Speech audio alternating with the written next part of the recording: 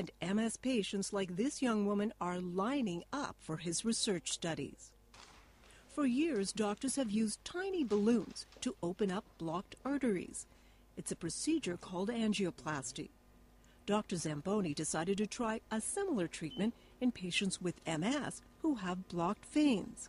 Prendiamo l'iniettore, esatto. Dr. Robert Galeotti, an interventional radiologist, threads a wire through the key veins that drain blood from the brain.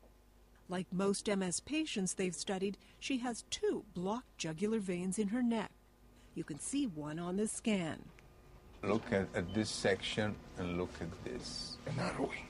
A narrowing. Yes. There's a significant stenosis, because it's certainly more than 50%. Doctors then send in a small balloon and inflate it. Once the balloon is removed, doctors watch as the blood begins to flow down normally from the brain. Wow! No more narrowing. The blood goes faster than before. Dr. Zamboni's team has performed this surgery on 120 patients so far, some while the patients were having severe MS attacks, with dramatic results. Sometimes it was unbelievable because they told us, now I have a normal sensation. I have a sensation of my hands. I have a sensation of my legs again. It's fantastic. The doctors called it the liberation procedure, la liberazione, the Italian word for freedom, as the operation restored normal blood flow from the brain. For the patients, however, this liberation had an even more profound meaning. Here is research video taken by Dr. Zamboni's team. It shows an MS patient before the procedure. His right leg is weak and shakes. This is the same man 2 weeks after a liberation treatment. Another patient who drags his right leg before the treatment. A month and a half after the liberation, he has a steadier gait. These are some of the first patients Dr. Zamboni's team has treated, speaking about their experience for the first time. È un qualcosa di veramente straordinario, secondo me. Siamo liberati proprio. You're liberated. Sì. Paolo Ricomini has had MS for 8 years. He had 3 blocked veins that were opened 2 years ago. Bravo. Che ha continuato a migliorare. Prima camminavo, adesso cammino molto bene rispetto a prima. Rosella Rampi was diagnosed in 2003. She had 2 blocked veins that were opened 2 years ago. In una decina di giorni ho recuperato completamente tutta la forza nella gamba. In an upcoming study of 65 patients with the most common form of MS, many saw a drop in the number of new brain lesions. And in the nearly 2 years following the surgery, 73% of patients had no more MS attacks.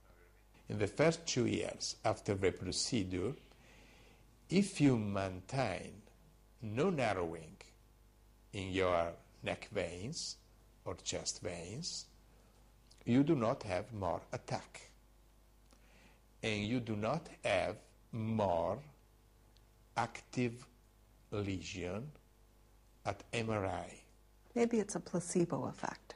Patients can be very enthusiastic the first months, the first day after the liberation procedure. I think this can be certainly taken into account, but after 2 years. The first neurologist to support Dr. Zamboni's work was Fabrizio Salvi. But you don't think it's a cure? I think that may be the cure for MS, but I have to be careful. Most in the medical community haven't yet heard about what's going on in Ferrara, Italy. But among MS patients, Dr. Zamboni's work is the hottest topic on internet chat sites. That's how half a world away in Southern California, the first American patient came to be liberated. Jeff Beal, an Emmy Award-winning music composer, had been withering under the weight of his disease, battling crippling fatigue. MS is more like this sort of like Chinese water torture, you know? I mean, just kind of like day in, day out, you know, and it's kind of like a slow slope down. You know, you know the end game. The end game's different for everybody, but you kind of know that you're trending down. You know. Part of his MS was fatigue, terrible fatigue, in which he literally could not keep his eyes open. His wife Joan spent hours scouring the internet for new treatments until the day she found Dr. Zamboni's work. Literally, I think I screamed that day. And Jeff can tell you, I was running around the house.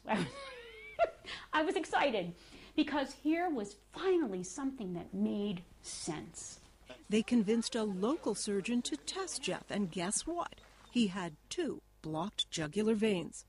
And so Jeff became the first person to be treated outside of Italy. I remember during the procedure, they were sort of opening, when they were first opening up one of the jugular veins, I sort of felt like the lights went on, you know, in a way, you know, in a very dramatic way that I had not experienced really before. I said, this is interesting. It's only 5 months after his treatment, and Jeff is feeling stronger. Something's different here.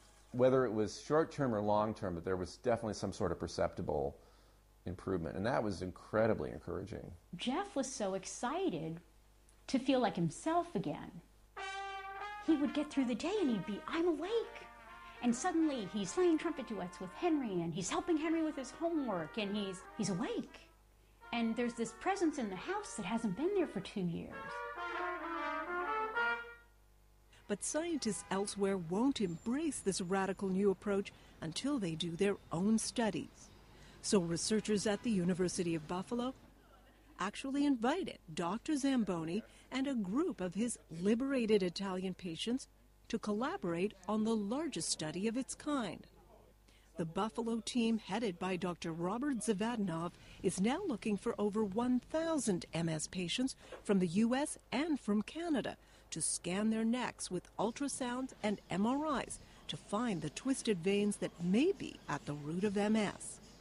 The first step is prove that this is true and that it's more prevalent in MS patients than normal controls, which I can tell you immediately I believe it is. Okay. For Buffalo neurologist Bianca Weinstock-Gutman, it's urgent research. If this is proven correctly, it will be a very, very big discovery, because we'll completely change the way how we think about MS, how we'll put our treatment on it, and eventually we may see later on maybe other relation of these venous problems on other autoimmune disorders. But MS societies in Canada and the U.S. have issued cautious statements, saying there's insufficient evidence to suggest that this phenomenon is the cause of MS, and they discourage patients from getting tested or seeking treatment. But Dr. Zamboni insists his study results will eventually win over skeptics in the scientific world. The opposition was really big, but this was never important for me, because what I did was to continue to accumulate evidence. And he has important allies here at McMaster University in Hamilton. Mark Hakey, a Canadian who also works at Wayne State University in Detroit, says he too is finding surprising narrowed veins in MS patients from around the world. And this is the drainage? That's the main draining vein, and then it gets very narrow, almost like a little hair running down here. That's bad. And you saw that and you thought what? I thought Zamboni is on the right track. I was very excited by this because I felt that our finding made sense. I think this is quite a paradigm shift. And so he's setting up his own scientific study, encouraging MS patients to send him MRI scans of their heads and necks so he can build on Dr. Zamboni's findings. The patients need to speak up and say, we want to have something like this investigated, at least at an early stage, to see if there is credence to this theory. Even if it's 10 or 20% of these people who can be helped, that needs to be investigated.